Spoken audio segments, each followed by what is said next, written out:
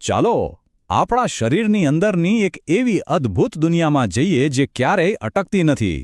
એક એવી highway system જે જીવન માટે જરૂરી બધું જ પહોંચાડે છે. અને આ સિસ્ટમનું પાવરહાઉસ એટલે આપણું હૃદય. તો તૈયાર થઈ જાઓ માનવ રુધિરાભિસરણ તંત્રના આ પ્રવાસ માટે.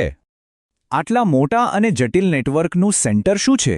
કઈ એક વસ્તુ છે જે આખી સિસ્ટમને ચલાવે છે? વેલ, એ છે આપણા શરીરનું એન્જિન, એટલે કે આપણું હૃદય. ચાલો આપણી સફરની શરૂઆત બરાબર ત્યાં જથી કરીએ. આશ્ચર્ય થાય એવી વાત છે નહીં? જે અંગ આપણા આખા શરીરને જીવંત રાખે છે એનું કદ ફક્ત આપણી પોતાની મુઠ્ઠી જેટલું જ છે. જરા વિચારો, આટલું નાનું પણ કેટલું શક્તિશાળી. આ એક નોન-સ્ટોપ ચાલતો સ્નાયુબદ્ધ પંપ છે. હવે જુઓ, હૃદય કંઈ એકલું જ કામ નથી કરતું. એ એકદમ સ્માર્ટ સિસ્ટમનો ભાગ છે, જેને બેવડી પરિવહન પ્રણાલી કહેવાય છે. પણ આ બેવડો માર્ગ એટલે શું?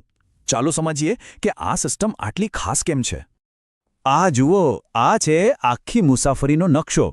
અહીં ખાસ વાત એ છે કે લોહી કોઈ એક જ રસ્તે નથી ફરતું. એ બે અલગ અલગ લૂપમાં ફરે છે. એક લૂપ છે હૃદયથી ફેફસા સુધીનો અને બીજો લૂપ છે હૃદયથી આખા શરીર સુધીનો. ચાલો આખી મુસાફરીને એકદમ સરળ બનાવી દઈએ. એના 4 મુખ્ય સ્ટેપ છે. પહેલું, આખા શરીરમાંથી લોહી હૃદયમાં આવે. બીજું, હૃદય એને ફેફસામાં મોકલે. ત્રીજું, ફેફસામાંથી પાછું હૃદયમાં આવે. અને ચોથું, હૃદય એને ફરીથી આખા શરીરમાં મોકલે. બસ આટલું જ. તો સવાલ એ છે કે આ પાવરફુલ પંપની અંદર એક્ઝેક્ટલી ચાલે છે શું? ચાલો હૃદયના દરવાજા ખોલીને એના 4 ખંડોની અંદરની દુનિયાને થોડી નજીકથી જોઈએ. આ રહ્યું આપણું હૃદય અને આ છે એના 4 ખંડો. એને 4 અલગ અલગ રૂમ સમજી લો. આ 4 રૂમ જેવી રચના જ છે જે પેલી બેવડી સિસ્ટમને શક્ય બનાવે છે. દરેક રૂમનું એક ચોક્કસ કામ છે. હૃદયમાં કામની એકદમ પાક્કી વહેંચણી થયેલી છે. જમણી બાજુનું કામ છે શરીરમાંથી આવેલા કાર્બન ડાયોક્સાઇડવાળા લોહીને ફેફસામાં મોકલવાનું, જ્યારે ડાબી બાજુનું કામ છે ફેફસામાંથી આવેલા એકદમ તાજા ઓક્સિજનવાળા લોહીને આખા શરીરમાં પહોંચાડવાનું. આ 4 ખંડોના નામ છે જમણું અને ડાબું કર્ણક અને જમણું અને ડાબું ક્ષેપક. હવે એના કામ શું?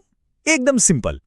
ઉપરના 2 ખંડ એટલે કે કર્ણક લોહીને રિસીવ કરે છે અને નીચેના 2 ખંડ એટલે કે ક્ષેપક એ લોહીને જોરથી પંપ કરીને બહાર મોકલે છે. ઓકે, તો હવે આપણે બધા ભાગોને ઓળખી ગયા છીએ. તો ચાલો આપણે પોતે જ લોહીનું એક ટીપું બનીને આખી સફર પર નીકળીએ. જોઈએ કે સ્ટેપ બાય સ્ટેપ આ યાત્રા કેવી રીતે આગળ વધે છે. તો આપણી યાત્રા અહીંથી શરૂ થાય છે. આખા શરીરમાં ફરીને થાકેલું કાર્બન ડાયોક્સાઇડથી ભરેલું લોહી હૃદયના પહેલા દરવાજે પહોંચે છે, એટલે કે જમણા કર્ણકમાં. આ એનો પહેલો પિટ સ્ટોપ છે. જમણા કર્ણકમાંથી લોહી નીચે જાય છે જમણા ક્ષેપકમાં અને પછી અહીંથી એને એક ખાસ પાઇપલાઇન એટલે કે ફૂફૂસ ધમની મારફતે સીધું ફેફસા નામના સર્વિસ સ્ટેશનમાં મોકલી દેવામાં આવે છે. આ ફ્લો ચાર્ટમાં જુઓ, આ પહેલો લૂપ એકદમ ક્લિયર દેખાય છે.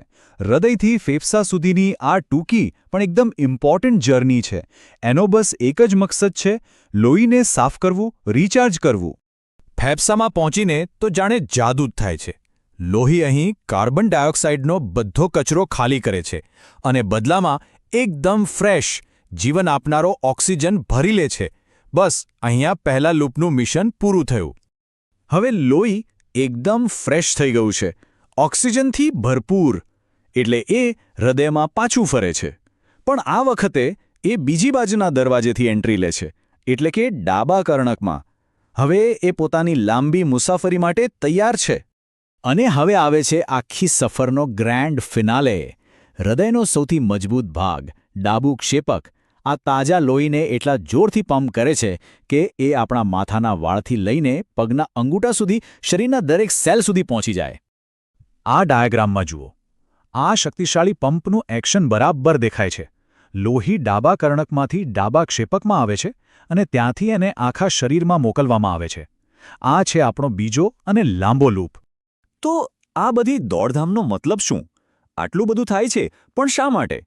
આ સતત ચાલતા ચક્રનું આપણા માટે શું મહત્વ છે? ચાલો એને ટૂંકમાં સમજીએ. આ આખી સિસ્ટમને કહેવાય છે બેવડું પરિવહન.